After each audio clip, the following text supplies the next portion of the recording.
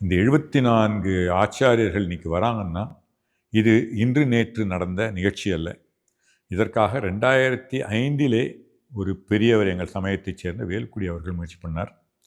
2018 பிரதமரையே வரவழைத்து ராமானுஜர் சிலையை திறந்த திருதண்டிஜியை ட்ரை பண்ணார்.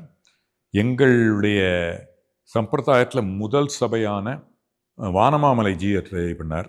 அவங்கள்லாம் ட்ரை பண்ணி அவங்களுடைய எல்லாரும் புரிஞ்சுக்கிட்டாங்க. அவங்க செய்ய முதல் முறை எதுவுமே இல்லை. ராமானுஜருக்கே அந்த திருமந்திரம் 18 முறை திருக்கோஷ்டியூருக்கு போன பிறந்தான் கிடச்சிது.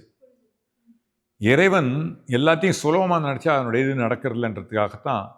ஆனால் இந்த பெரியவர்கள்லாம் ட்ரை பண்ணதால் இந்த முறை நாங்கள் எல்லாரும் சேர்ந்து முயற்சி பண்ணச்சே, இது என்னுடைய முயற்சி ஒரு 5 வருடமாக இருக்குது. வானமாமலை ஜீயரே அவர்களே சொன்னார், நாங்கள் எல்லாரும் சேர்ந்து செய்யணும், எங்கள் மடத்தில் செய்யுங்கன்னு சொல்லியிருக்காரு. அவ்வளவு பெரியவர். அவர்கள் முயற்சி செய்ததால் இன்று நாங்கள் எல்லாரும் சேர்ந்து முயற்சி செய்ததால் இன்று கைகூடி வந்துள்ளது. இந்த வார ஞாயிற்றுக்கிழமை நடக்கும்.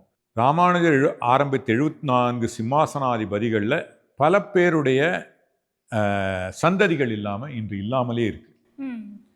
இன்று இருப்பவர்கள் 51 சிம்மாசனாதிபதிகளும் ஒரு 13 இன்னைக்கு இன்னும் கூட கண்டுபிடிச்சிருக்கோம். இன்னைக்கு 52 இன்னைக்கு காலைல இது எல்லாரும் அங்கங்கே பரவி கிடைக்கிறதால யாருக்கு யாருன்னே தெரியல. நான் ஒரு நூலை பிடிச்சிக்கிட்டு போகிறேன், எனக்கு ஒன்றும் சம்பிரதாயமும் தெரியாது, எனக்கு வழிகாட்டுறதுக்கு ஆச்சாரியர்கள் இருக்காங்க. இந்த ஆச்சாரியருக்கு ஃபார் எக்ஸாம்பிள் மேல்கோட்டைன்னு இருக்குது, ராமானுஜர் அங்கே போய் இது பண்ணார்.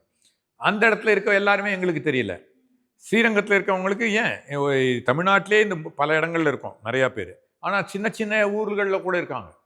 ஸோ அவர்கள் எல்லாரையும் ஒன்று சேர்க்கின்ற முயற்சி இன்னும் சேர்க்கணும். இவர்கள் தான் இந்த வருங்காலத்தில் இந்த 74 பீடாதிபதிகள் சேர்ந்து, அவர்கள் வழிவந்தவர்கள் சேர்ந்து இந்த தென்னாச்சாரிய சம்பிரதாயத்தை வழி நடத்துவார்கள்.